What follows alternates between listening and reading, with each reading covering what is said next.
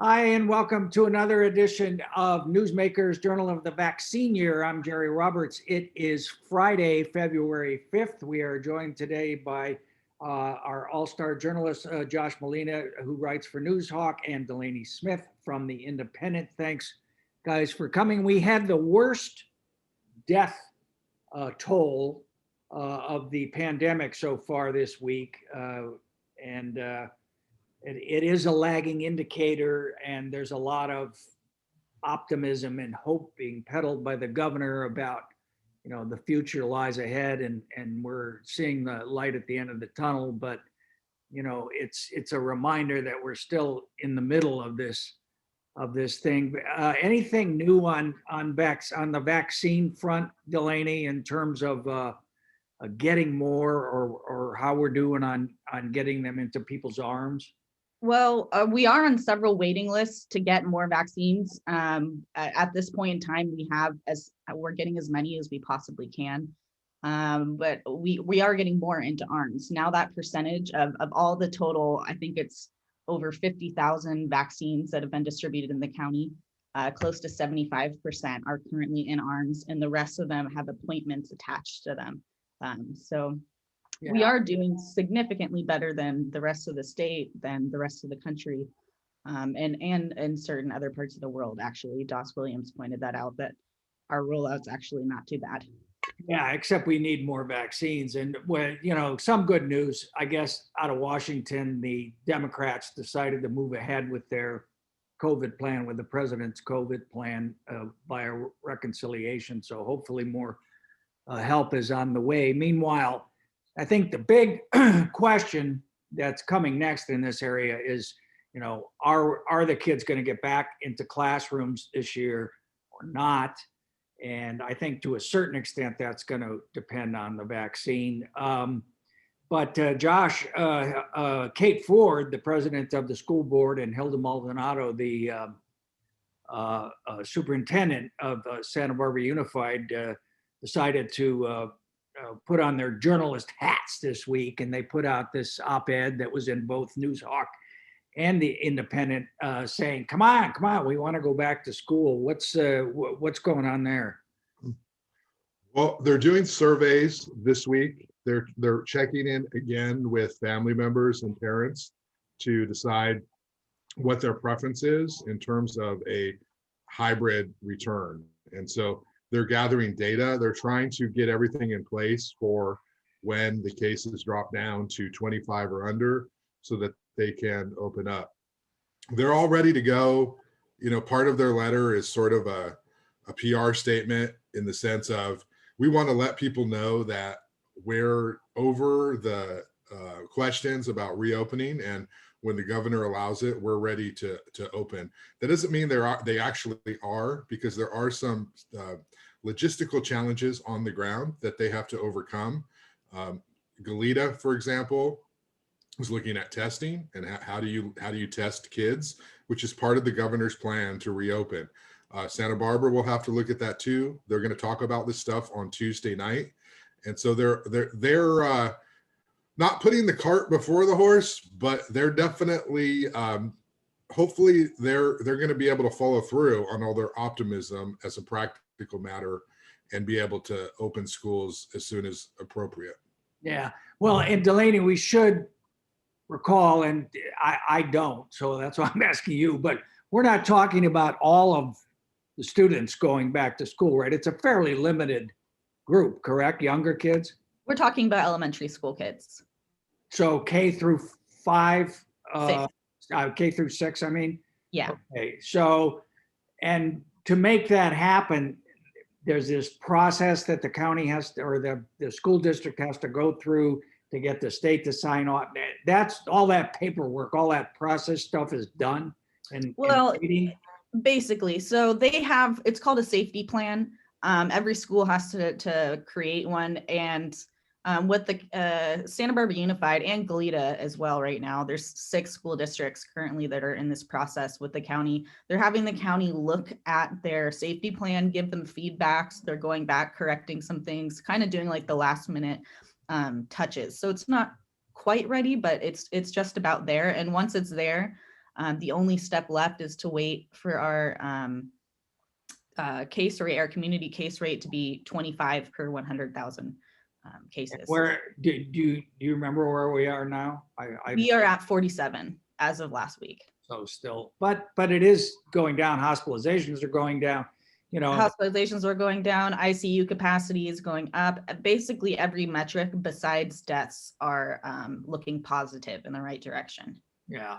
And then, you know, on the political front, there's this whole dance that's going on in Sacramento between Governor Newsom and the California Teachers Association. As I understand it, the Centers for Disease Control, the federal agency, said this week, students can go back to school without having all of the teachers vaccinated. And Newsom has now adopted that as his position.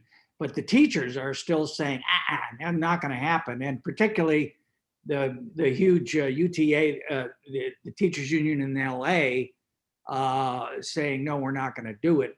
Santa Barbara generally takes its cues from LA, from the LA teachers union on that. Do we have any indication yet, or too early to tell, about whether our teachers union is going to be a real hard line on that issue? Well, it is a little bit early to tell because they haven't put out a statement, and it's not like LA. They haven't put out some statement that says their stance, but we have seen over and over again, repeatedly at public comment, Karen McBride, the president of the union here, and just other different teachers teaching in different schools in the district speaking up at public comments saying, hey, this is something that I would want. But we don't have a uniformed message from the teachers union saying that, no. Yeah, I mean, it just seems crazy to me. If I'm a teacher, I'm not going back without a vaccine. It's just, you know, everybody wants them to be heroic and say, yeah, you go do this. I don't think it makes a lot of sense. But speaking of PR, Josh, from the school district, you had a little scoop that they have approved $50,000 to pay a new public information consultant. At the same time, they raised the stunning salary of Kemi Cohey Barnwell, the PR director over there. What's the money for the consultant that she's not doing? Well, you know, there's a couple fronts here. Is the process. They obviously, I can't criticize what's people's motives or say what's in their head, but from a government perspective, this was not transparent. And as a longtime reporter, I know these things don't happen by accident. They're usually deliberate when things are not open and upfront.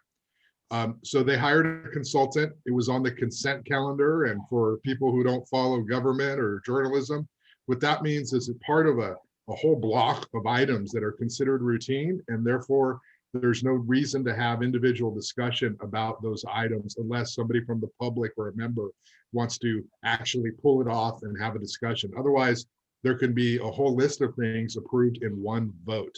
And so it was on that agenda. And so it was $50,000, and it goes to hiring a Sacramento-based public relations firm that specializes in crisis management, reputation management, community outreach. And this is a big deal. This is one of those cases of government being tone deaf and not understanding the culture of the community.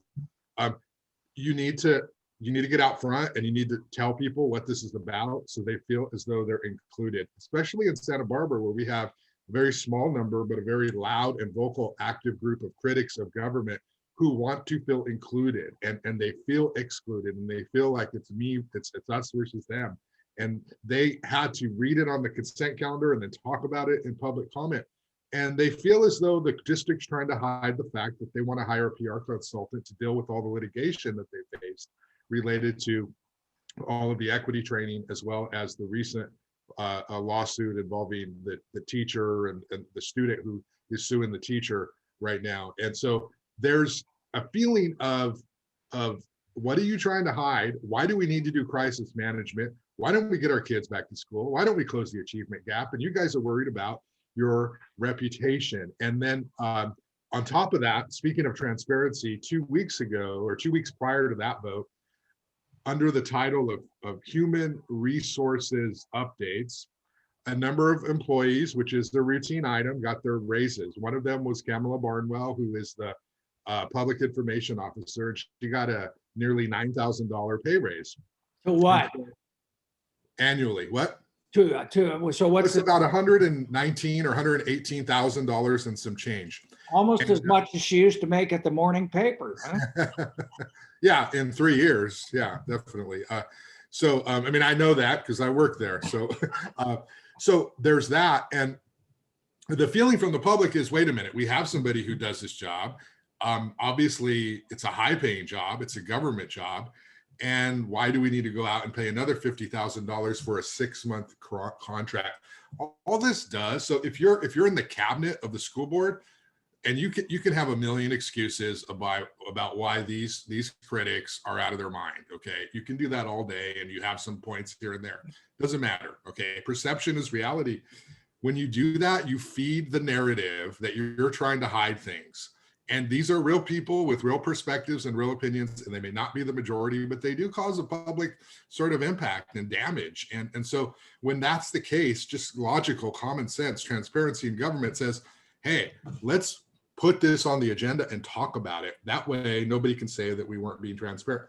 Nobody ever remembers the issue. All they remember about is how you react to it. And so government in this sense, I don't know if it's Hilda Maldonado just being new, or the cabinet, or just being in denial, or whatever, but they botched that.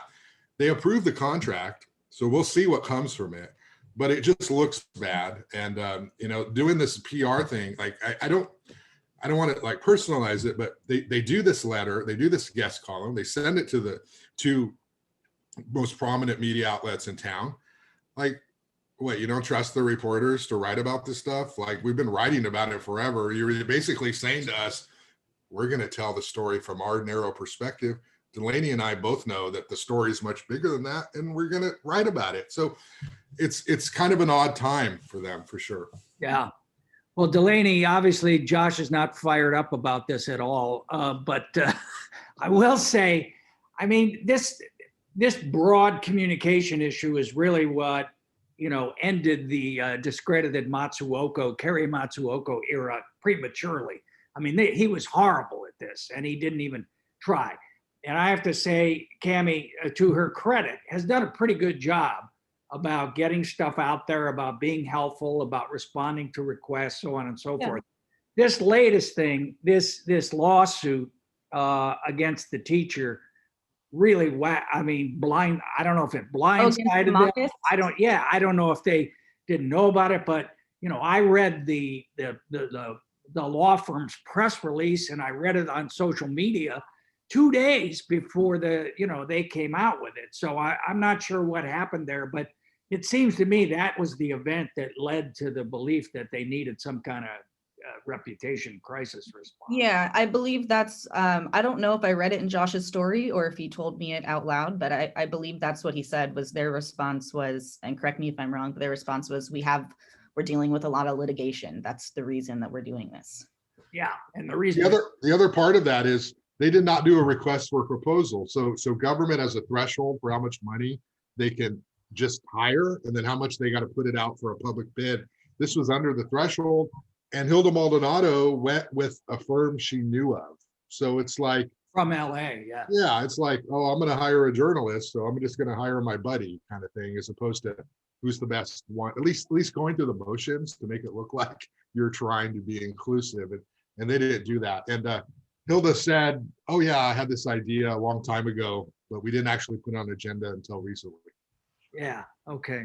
Yeah. It was just a bad. Hey, look who's here. Oh, Hey. What, did you get a new computer? Nick Welsh has joined us. No, Nick I Welsh in didn't the get a house. new computer. I just finally got shown how to use my old one Oh. because I'm a maroon. I'm a techno idiot. Yeah, I know the feeling. All right, just to close on that. Wait, one more thing, though, real quick, Josh. Just tips for young reporters. You found this by looking at the agenda before the meeting, right? Which is something that He found it because he was tipped off. Okay. By fair education. We'll just put that. Oh, no, okay. We're not talking about anybody's sources. But I will say to that point is, yes, nothing is more important for a young journalist or a veteran journalist to read those agendas early and get out front, because as nice as everyone in government is, their job is very different than a journalist's job, and they will try to get away with as much as possible. And that's why we exist. And we don't always do it, but we need to try every time. You know, Are you Josh. talking about the $50,000 they're spending on a, Yeah. Yeah. well, Josh, Josh, are you gonna apply for that job? I thought, Hey, Nick, this is 2021, and you know, 50,000 ain't gonna cut it for me. I gotta say. well, that was I'm the thing. I thought, what are you gonna get with $50,000 except for to piss Josh Molina off?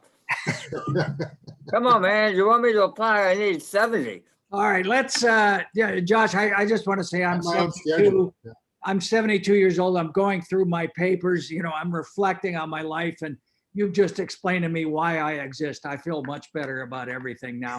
Just to close on the impact of the pandemic, your story, Delaney, out of the supervisor, out of the county about the eviction relief. What the hell is going on there? Yeah, so it's a little complicated, but the Tenant Relief Act, it's I believe Senate Bill 91. It was passed last week, and so it allows us an additional $14 million if we take it, which would give us a total of $27 million towards helping landlords and tenants. So this goes to cover the landlord shortage from not getting paid by the tenant. Right. The landlords have to accept losing 20%, but then they will gain that 80% of whatever rent is through the rental assistance program. And the county is faced with 3 ways to allocate this. There's the state being in charge. There is the county being in charge, which would require us getting at least 20 to 30 more staff. And then there is what county staff recommends, which is more of a hybrid, where both the state and county is kind of in charge of administering. Does it make any difference in how much money is available? Or it doesn't, but what the supervisors were talking about is more that it affects the speed, right? Like they don't necessarily trust the state to be able to get this out on time and to roll this out efficiently. So that's why like members like Doss Williams was leaning more towards, hey, maybe we should be the ones in charge of this, and we should. The state's unemployment system has been such a screaming success. Right, exactly. They've kind of proven that they're not so fast, they're not so organized, and so now we're kind of grappling with: do we somehow bolster up our infrastructure so we can do this ourselves, or are we going to let the state be in charge? Yeah, you're right, Nick. Anybody I want in charge of my checkbook, it's Doss Williams. Yeah. Okay. But Josh remembers when he was working for Doss Williams back in the day, the #1 complaint he had to deal with was unemployment complaints, right? Yeah, and it still is. I mean, it's horrible. And they got taken to the cleaners for billions of dollars. 22 billion. By guys sitting in state prison pretending to be Dianne Feinstein. I mean, it's just like, it makes your head explode. All right. Hey, Nick, I liked your story on the murals. That's a very emotional issue. And it's interesting because it really kind of highlights a lot of what's going on in town and across the state. I thought the talk about the Ortega murals and the effort led by our friend Mark Alvarado to save them, but they had an academic who weighed in on this meeting saying, this is racism in action. It was really very powerful, a lot of really amazing testimony in that. You know, I mean, Josh watched it too, but it was an amazing meeting. It was inside out and upside down by the context of Santa Barbara. And, you know, it's Jill Zachary's bad timing that Jill Zachary being the head of Parks and Rec, that all this kind of came to flower at this time in history when racial awareness and tensions are most fraught. But what they were trying to do, they're trying to build this big master plan for the parks, Ortega Park, which has long been sort of taken over by the homeless and people who, whose presence makes families want to go someplace else. Some say, according to your story, some say that's the case. I'm pretty sure that's the case.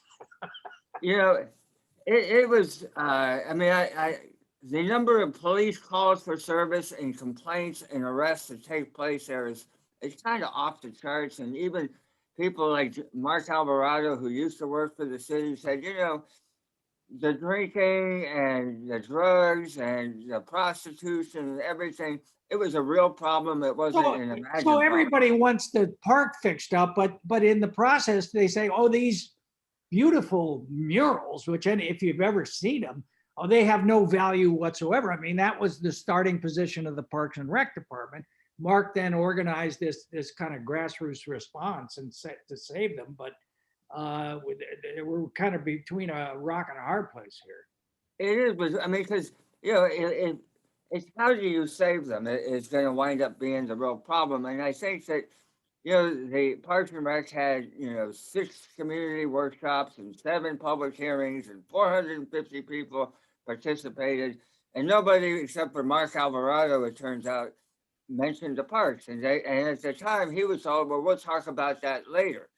And then when it came to talking about it later, he says he was told, well, we're going to destroy them because they exist on old buildings that really are beyond redemption. So how do you save them? And so it's really, and it costs $300,000 to move one mural. And there's 18 of them, right? And there's 18 of them. That's just that's a ton of money. And there's 14 million set aside to fix up the park itself, which is in desperate need of fixing up the park.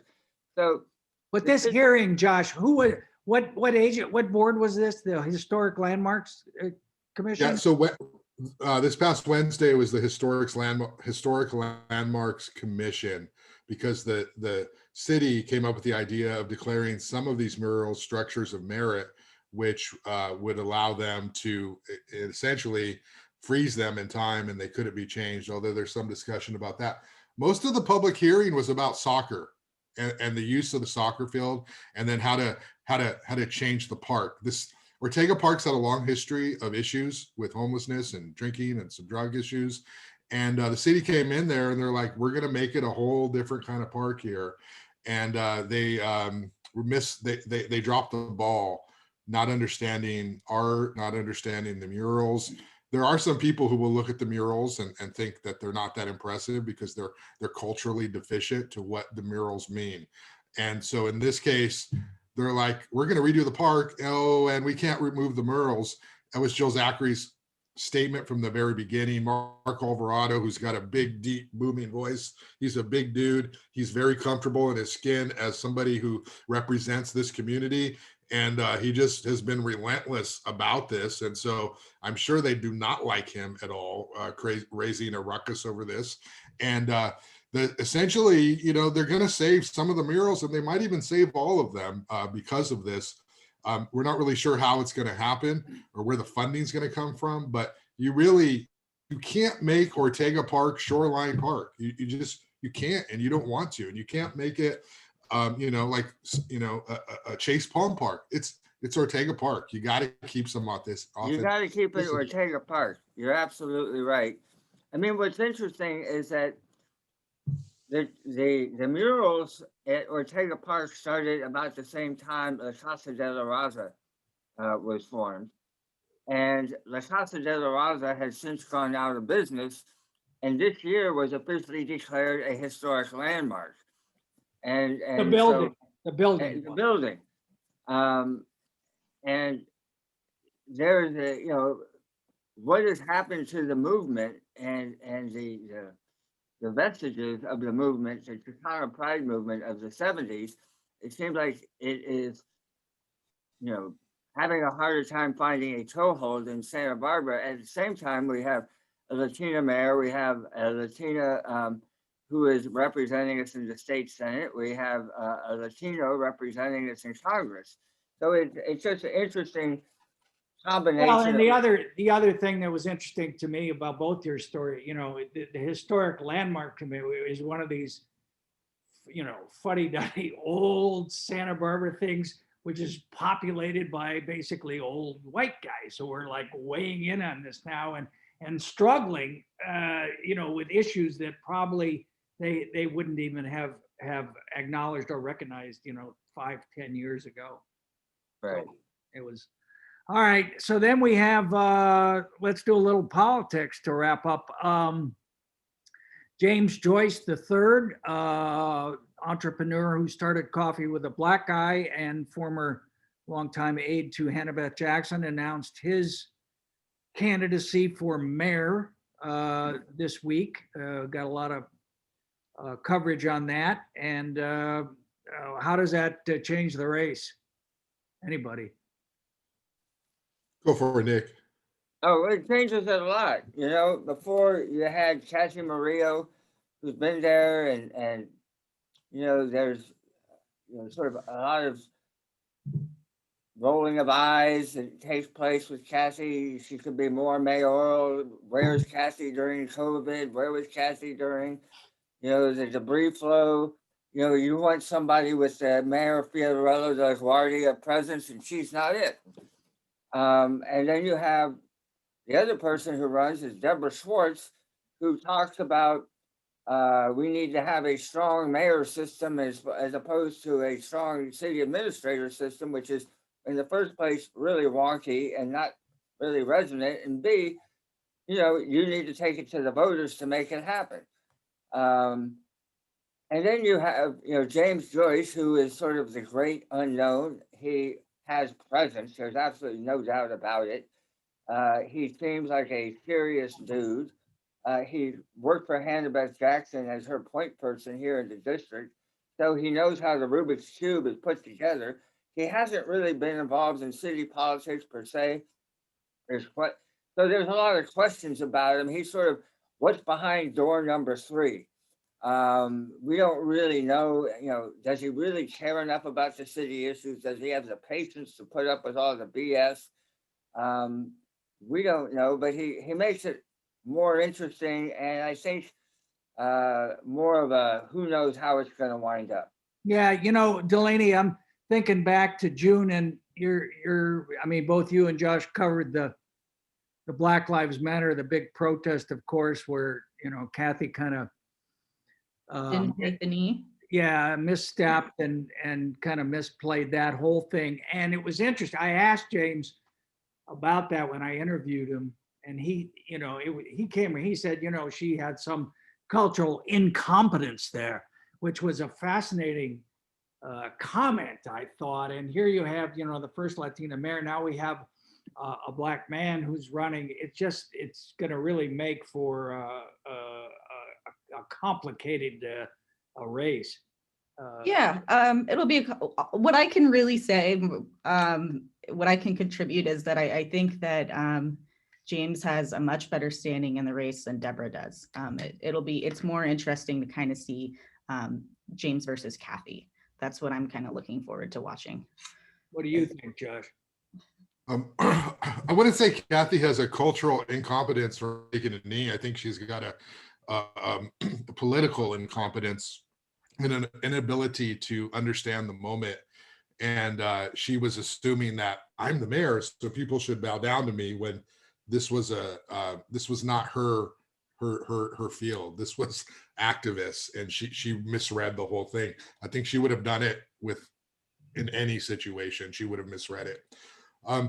James is going to make the Democratic activists choose between Kathy and James. So who do you want to be mayor? Do you want the Latina mayor, the first Latina, Kathy Murillo, who on paper should, reflect Santa Barbara?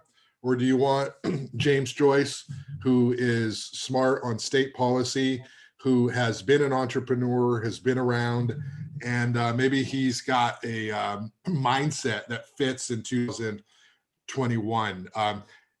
The Dems are going to have to choose, and they're going to pick an endorsement. Maybe nobody will get 60% and there'll be no endorsement, but it really makes it about where do you stand if you're a Democrat? What direction do you want to go? Kathy's done herself zero favors. She doesn't seem to understand that there are people out there who actually feel very strongly about her performance and they want to change. She seems to think I've raised a ton of money and I have a lot of union support. I'm good. And that's not a good approach at all, because James Joyce can, he can appeal to people that Kathy can't, particularly when he's saying we need some kind of change. Now, Deborah Schwartz is really smart and probably the smartest of all of them on policy, not probably is, but I don't know who her base is besides developers. Well, So- before you guys write her off, I would just point out, and Nick, you would know this better than me, but something like the last 312 mayors of Santa Barbara have been women.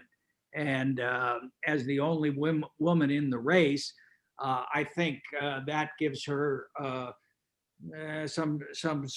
I think you're overlooking the fact that Kathy is a woman. Just It would thinking be the same thing. there would be two women in the race, and I do think, No, I'm where- talking about as a challenger. I'm talking Oh, as okay. a challenger. Yeah. So I don't know. I mean, if I was looking at their thought balloons today, what would be their slogan? And Deborah's would be, let's try competence for a change. And James's would be, I can bring everybody together, going against Kathy's kind of difficulty in doing that. And Kathy's would be 5 more years. And that does not seem like a winning message to me. Well, I think that I think you guys tend to underestimate Kathy as a campaigner. She worked harder than anybody supposes, and I think that she's not great in front of the camera. She's not great out there that way, but she has connections in the community, and there are people out there that I talk to who feel loyalty to her, and there are people who go, she's not a perfect performer, but they feel that she's on their side, and I think that to underestimate Kathy is to kick yourself in your own ass. No, I'm not underestimating her as a campaigner at all. I'm just saying I'm not sure that in the middle of a global pandemic with the economy in the toilet and a lot of discussion about racism going on, this is not an ordinary campaign. No, you're right. And I don't know that, let's continue is going to be the winning message for that. Here's a question I have. One measure you can always make when a legislator runs for office is how many of their colleagues support them. How many members of the city council, Josh, do you think will endorse Kathy in the end? I think you're underestimating the power of Megan Harmon's endorsement, Jerry. Does that mean one? We'll see. It's early. Eric Friedman may come around and endorse her. I think if Kathy is the front runner and Kathy's most likely to win, James is going to have to appeal to people other than sort of the Montecito types who hate Kathy. Like, he's going to have to figure out a way to resonate, because Who gets the business? Who gets the Okay. the Angel Martinez funk zone entrepreneurial business support? I would say, the fact that Randy Rouse had a op-ed in the Newshawks this morning, Yeah, that was and interesting. and I thought, I think maybe he's thinking about running. I think that definitely was suggested to me that he's more interested than he's admitted. And then there is this possibility out there that Janet Sarufis of the Bank of Montecito, I know people, I don't know how many, but I know some are trying to talk her into it. And if she was crazy enough to come off her pedestal at the Bank of Montecito and run for mayor, I think Why? she would be Why? formidable, because She would the be. community needs her. No, she would be formidable. Look at Nick trying to complicate the race there. I am definitely trying to complicate it.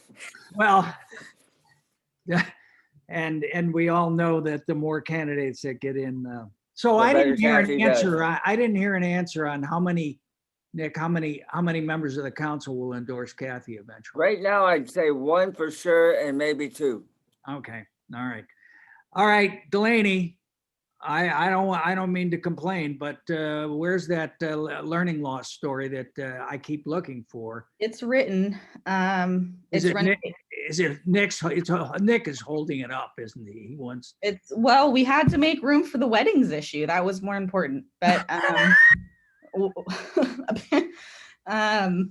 my It's running friend the Sarah 18th. Sinclair, who's out there selling all those ads, I agree it is more. I mean, you need the money. That's a big one, the wedding issue. I mean, of all those special sections, the wedding issue is really, or it used to be. I don't know. People don't. They're It's all a- Camp guide is actually the biggest. yeah. Huh? Yeah, it's the biggest. Yeah. So it's written. All right. Okay. All right. Yep. Running the 18th. Okay. All right. Josh, what's up with the podcast? You got, well, you have James on there now, right? On your, I was so inspired by Nick Welsh's story about the Civilian Formation Commission and how he mentioned Gabe Escobedo, that he's going to be the guest on my podcast because Oh, good. honestly, I've been like watching him on the Planning Commission, his interview with the Civilian Formation Commission, and he's a young kind of rising star potentially, and you know he's Latino guy who's making an impact on these boards. You mentioned the HLC being these like older types. He's the opposite of that, so he's coming on the podcast. Oh, cool. and the Formation Commission, Nick, finally got selected. What, what was your takeaway on that, on the group? You know, I think a lot of them are really great. You know, there were a lot of, it was actually a really interesting mix that the council came up with, and it was done with without too much drama or fanfare. They came down to who they wanted. You know, there are a couple in there that I was, I'm not so sure about. But you have 13 members and you have 2 alternates. The real trick is going to be to what extent can they focus on what their charge is, which is to give the council really the best advice in terms of what kind of formation commission they should choose, as opposed to acting like they are members of the new formation commission. Yeah, And no, I agree. That's a good point. That's a really good point. And the other thing is, what are we trying to get done? I mean, I was just really amazed at Lori Lunau's, the outgoing police chief's last report, when she said there was exactly one, count them, one civilian injured in 40,000 some calls or something by the police department last year. So, I think the police department does a great job, and it'll be really interesting to see what it is, the council ends up wanting the civilian whatever agency to do vis-a-vis oversight with the department. All right, we gotta go. Thank you all so much, and stay safe out there. Vaccines on the way.